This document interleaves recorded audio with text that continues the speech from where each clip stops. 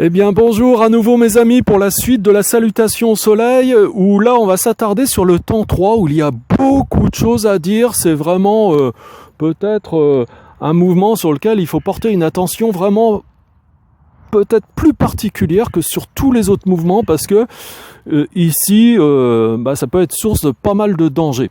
Bon, en tout cas, avant d'en arriver là et de voir quels peuvent être tous les dangers de ce temps 3, de la flexion du tronc sur les cuisses, si on le fait d'une certaine manière, on va voir comment ça se fait traditionnellement.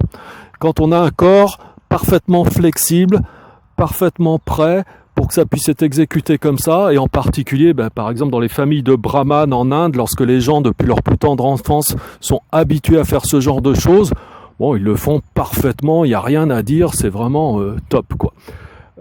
Et ça, c'est ce que va vous montrer Émilie ici, puisqu'Émilie, au niveau de son corps, elle est très flexible aussi. Donc tu peux te placer simplement en temps 1, puis temps 2, extension, et maintenant flexion du tronc sur les cuisses, on y est. Alors vous voyez qu'ici, va doucement s'il te plaît Émilie, reste ici, alors normalement ça se fait dans la continuité, mais vous voyez que là, tout le corps est dans le même axe. Le tronc, les bras, les avant-bras, et même idéalement les mains sont tous sur le même axe, et en même temps ici, on tire loin vers l'arrière dans le sacrum, on va chercher loin, et on continue à fléchir le tronc, là, là, là, là, les cuisses sont tendues et on vient poser les mains sur la même ligne que les deux pieds et la nuque est relâchée, les jambes sont toujours tendues et là, quand on se trouve en flexion complète du tronc sur les cuisses, eh bien on peut même tirer le sacrum vers le haut, voilà, et ça c'est parfait. Si notre corps nous permet de le faire. Maintenant, on va changer de place, je vais prendre la place d'Émilie. Et puis Émilie va commenter, ou peut-être on va commenter ensemble, je sais pas, on va voir qu'est-ce qui se passe pour nous qui sommes occidentaux et qui n'ont pas cette flexibilité. Quel est le danger qui peut exister si on veut absolument garder les jambes tendues, et parfois, certains enseignants imposent à leurs élèves de garder les jambes tendues. C'est pas forcément adapté, ça peut même être très dangereux. Alors, pourquoi ? Parce que déjà, alors on va s'asseoir un petit peu. Déjà, nous, depuis notre plus tendre enfance, on est habitué à quoi ? On est habitué à être assis sur des sièges, que ce soit pour manger, que ce soit pour étudier, que ce soit pour regarder la télévision. On a un mode de vie, c'est comme ça, on est assis sur des sièges. Alors quand on est assis sur des sièges, ça veut dire qu'on a les jambes qui sont toujours fléchies comme ça, très souvent. Et à force, ce groupe musculaire, là, la partie postérieure des cuisses, qu'on appelle les ischio-jambiers, deviennent vraiment raccourcis. Ils ont une longueur physiologique qui n'est pas normale. Ils sont trop courts. Et donc, si on nous impose de garder les jambes tendues alors qu'on n'est pas souple au niveau postérieur, ici, qu'est-ce qui va se passer ? C'est ça qui va se passer. Tiens, je te donne le micro. Voilà, donc on va reprendre ce temps 3. Voilà, donc temps 2. Voilà. Ensuite, et alors pour une personne qui en effet a les ischio-jambiers raccourcis, elle va d'abord plier coup.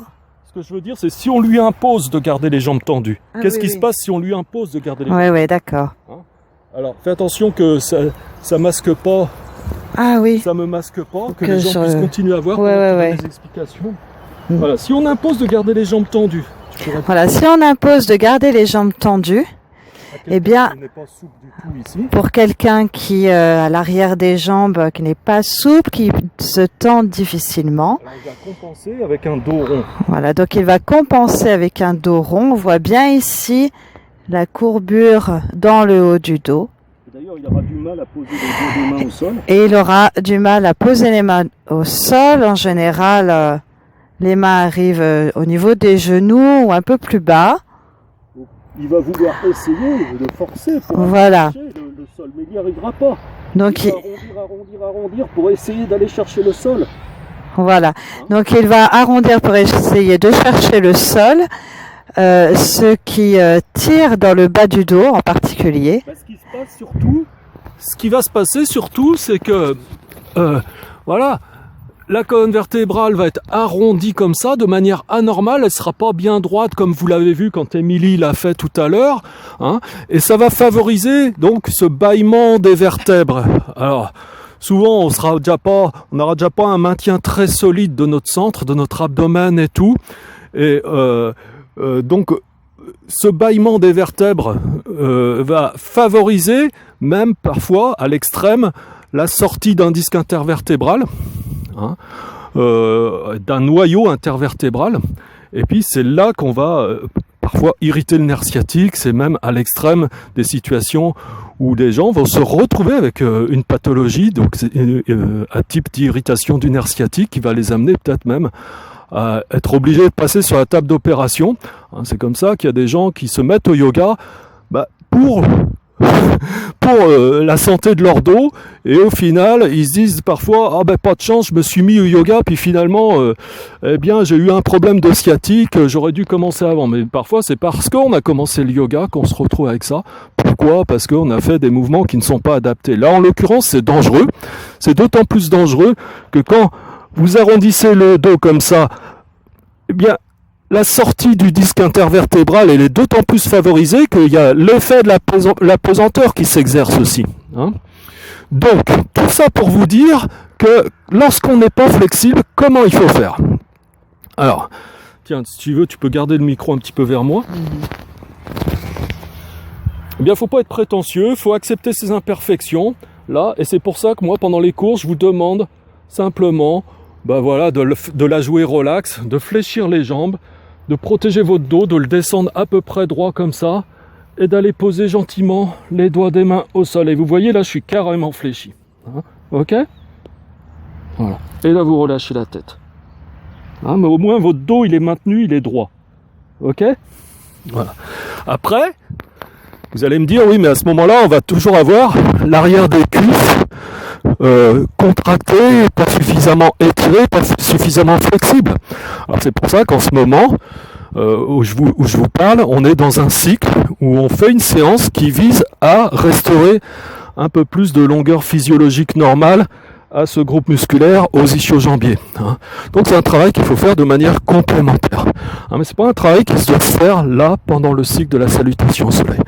Donc si vous n'êtes pas très flexible, si vous n'êtes pas né dans une famille de brahmanes où vous faites ça depuis votre plus tendre enfance, si c'est pas facile d'aller poser les mains à plat au sol en gardant les jambes tendues, eh bien surtout ne le faites pas. Fléchissez bien les jambes, gardez surtout le dos bien plat. Et descendez prudemment. Voilà. Descendez autant que possible. Fléchissez autant que possible sur les cuisses pour que ça vous permette au final d'aller poser les doigts des mains au sol, tranquillement, comme ça. Ok?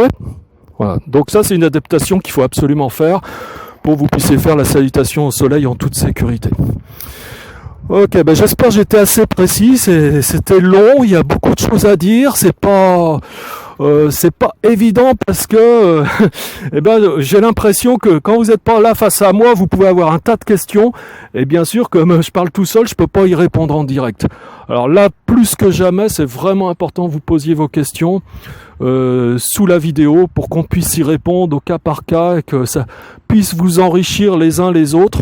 Hein, toutes les questions vont profiter à tout le monde pour qu'on puisse aller un peu plus en avant dans tout ce que je vous ai expliqué, parce que là j'ai pas la prétention de pouvoir répondre clairement à toutes les interrogations que vous pouvez avoir. C'est sûr que vous avez plein de questions, posez-les les questions. Voilà. Alors peut-être tu voulais rajouter quelque chose pour compléter, Émilie, sur ce temps 3 où il y a tellement de choses à dire.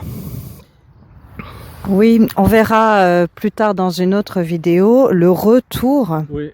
Hein, qui est à la fin de la salutation au soleil.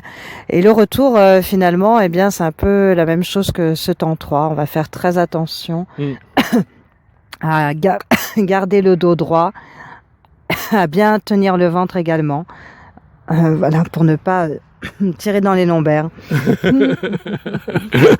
Ok. Bon, écoutez, j'espère que vous aurez aimé cette vidéo. Cliquez sur j'aime, bien sûr, au passage. Si vous n'êtes pas encore abonné, faites-le maintenant.